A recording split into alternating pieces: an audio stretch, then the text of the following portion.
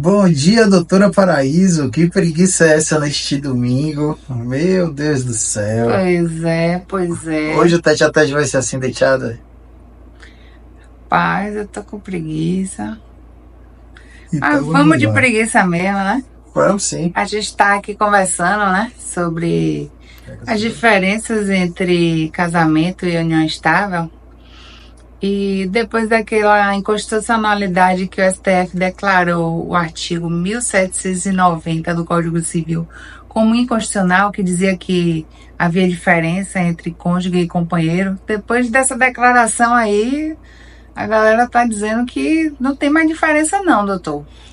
Mas isso é desde 2017, né, doutora? Exato, Então a gente só tá pincelando aqui para atualizar os desatualizados. exato. Mas assim, será mesmo que não tem nenhuma diferença entre casamento e união estável? E tem várias. Pois é. Várias. Com relação, por exemplo, à formalidade, a união estável precisa, doutor, de formalidade? Então, a união estável ela é constituída por isso meio de escritura pública, né? Já o casamento, ele precisa de uma celebração, tá? E essa celebração ela pode ser realizada tanto religiosa quanto civil perante duas testemunhas. Coisa que a união estável não precisa.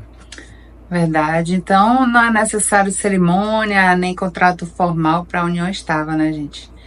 A diferença aí dessa questão do contrato formal é que o casamento precisa, e como o doutor falou, tem essas formalidades específicas aí do casamento que a gente sabe que é um contrato mais formal, né? Sem dúvida. Agora o Estado Civil, doutor, altera? Então, claro, casou, nunca mais você será solteiro. E união estável? Peraí, no máximo, divorciado ou viúvo. Então pense antes de casar. Pois É bom é. casar? Mas pense antes, nunca mais você será solteiro na vida. Nunca mais. Agora, com união estável, você se torna um convivente. E convivente não altera a união estável, né? Ele Não continua altera sendo... o Estado Civil, continua sendo solteira, Não né? altera o estado civil, desculpe. Continua sendo solteiro, perfeito. Massa, massa. Agora, assim, pela lei, os institutos são equiparados ou não? Para algumas situações, sim. Principalmente com relação ao regime de bens, né? Que é algo que muita gente se passa, mas para fins de regime de bens, o que vale é a comunhão parcial de bens. Então, Eles são equiparados aí nessa questão de regime, né? De partilha de bens em caso de dissolução, em caso de falecimento, desse jeito. certo. E é possível converter a união estável em casamento? Sim, e não precisa de celebração, viu? É muito mais tranquilo, se você já tá lá convivendo, tá de boa. Decidiu casar, mulher, não quero mais conviver com você não, eu quero casar agora. Tem como converter. Certo. E a união estável está prevista na Constituição Federal também? Poxa, doutora, essa pergunta é detalhista, mas me responda. Com certeza, está prevista também. A união estável, Questão de gente, concurso. a união estável, ela está prevista assim constitucionalmente. Inclusive, não há uma duração específica para ser considerada união estável, mas a convivência ela precisa ser duradoura, precisa ser pública, ou seja, precisa ser de conhecimento de todos, né? Não pode ser aquela coisa escondida, porque senão se caracteriza concubinato. Então, assim, a união estável, ela tem que ser uma convivência pública, duradoura, ela tem que ter o objetivo também de constituir família, né? Isso é importante, porque independente de ter filhos ou não ter filhos, os conviventes, eles precisam ter esse objetivo de constituir família, independente de filho ou não, né? Coisa linda. Continue falando. Então, Muito inteligente. a união estável é basicamente isso, mas também é uma entidade familiar garantida pela Constituição Federal. Agora sim, tem algumas mudanças, por exemplo, se você for casado e tiver filhos, o reconhecimento dos seus filhos é automático. Agora, em união estável, você precisa reconhecer de forma voluntária. Tá? Portanto, tem diferença sim. Existem diferenças e muitas, inclusive. Né? Exatamente. Outra coisa também que pergunta de vez em quando se bigamia deixou de ser crime. Não, não deixou, gente. A pessoa casada, ela não pode se casar enquanto está casada. Inclusive, a reclusão, a prisão é de 2 a 6 anos. Tá certo. Então, agora surgiu aqui a pergunta do tete do direito. TT a TT da Lua. Vamos lá. Para fins de crime de bigamia, a união estável se equipara ao casamento? Para fins de crime de bigamia? Te peguei?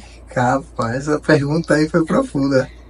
Nesse caso aí eu entendo que sim, porque hoje em dia a união estável é equiparada, né, ao casamento. E com relação ao regime de bens, tem diferença ou não tem diferença o regime de bens? Regime de bens? Sim.